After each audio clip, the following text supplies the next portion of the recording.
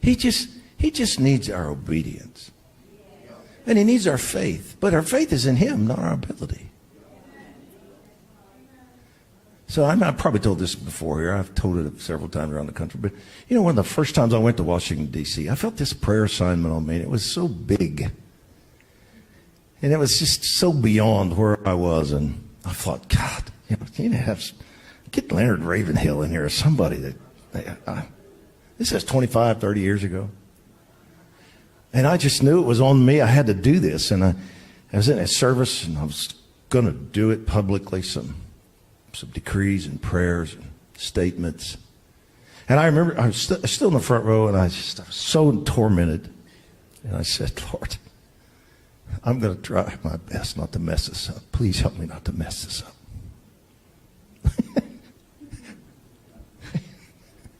You know what he said to me? He said, son, you'd have to try real hard to mess this up.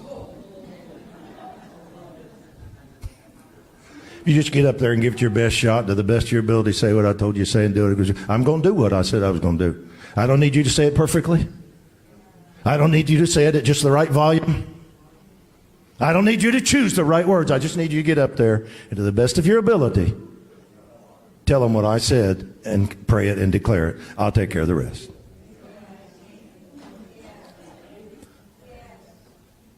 See, that's being part of a company that has grace lavished on us to make us well-pleasing to him, and we become one with him, so we do it out of a heart that we just want to please him. And he said, just do it. Just do it. Just do it. I'll take care of the rest. It's my kingdom. And I know what I'm doing.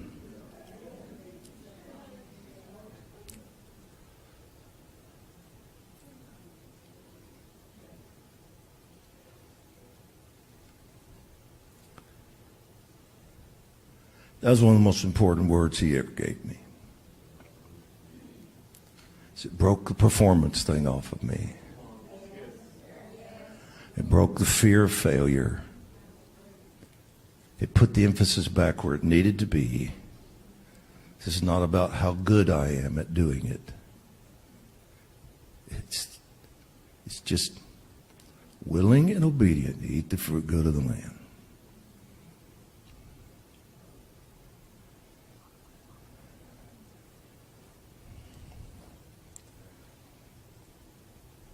With reverence and godly fear.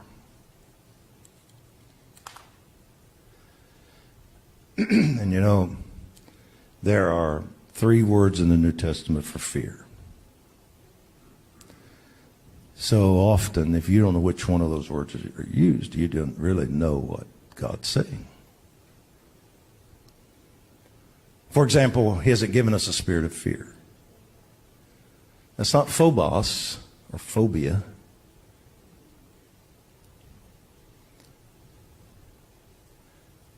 It's a word that means timidity, insecurity.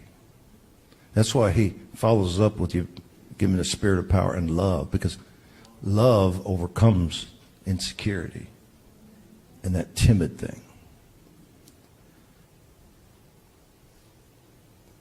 It's the word Jesus used in the boat. He used to think, when he looked at the disciples after they said, we're going to sink if you don't do something. And so he stood up and rebuked the storm. And then he looked at them and said, why were you afraid? I was going, they probably just looked at him sometimes like, what kind of a crazy question is that? Why are you afraid? I mean, those guys made their living out on that lake and had for decades. If they said this storm is so bad, if something doesn't happen, we're going to die out here, then they were going to die out there if something didn't happen. Absolutely. Anybody in their right mind would know why they were afraid. But he didn't say, why are you phobos? He said, why are you Dalia, timid?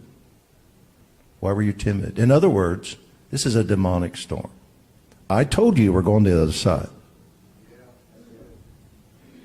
And now demons send this storm, and we know that because When he rebuked the storm, it's the word that's used when he rebuked demons. So he said, he didn't say, why were you afraid? He said, why were you timid? In other words, translation or interpretation, you should have done what I did. Don't be timid when these demons rise up and try to destroy you. Rebuke them. So that's just a little side. He didn't say in this passage why that he wanted us to operate in phobos or Delia. He said, eulabia, godly fear, a reverential awe of God is the best definition. You're going to receive my grace. You're going to have such an impartation for me. You're going to be well-pleasing to me. I'm going to grace you, lavish upon you my grace. You're going to have my heart. You're going to serve me from there. And you're going to be in absolute awe of who I am. That's what the word means. You're going to be in absolute awe of me. I tell you, when you get to that point and you're walking in that level of awe of God, you're not intimidated by the enemy anymore. You're not in awe of him. You're not in awe of the storm. You're not in awe of the left.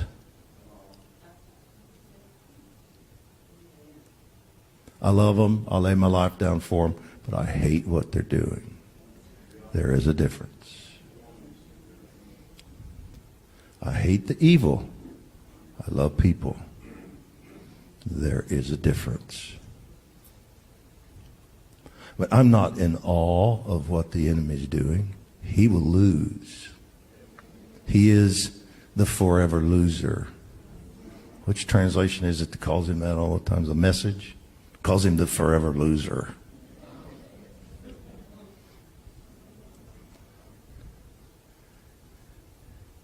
God is the forever winner.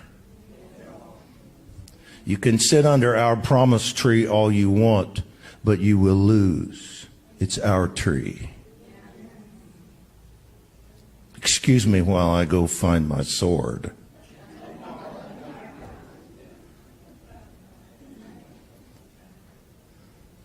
So I'm just preaching this message tonight to say to you, come on, suck it up.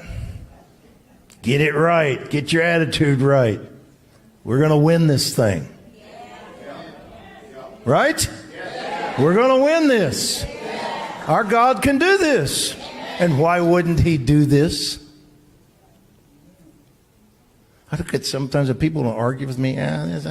Well, where do you get your theology? What makes you think he wouldn't want to do this? That's what I say to them. Do you not think he would want to save 1 billion people? Do you not think he would want to send revival to a generation because he loves them that much and he doesn't want them going to hell? Of course he's going to do this.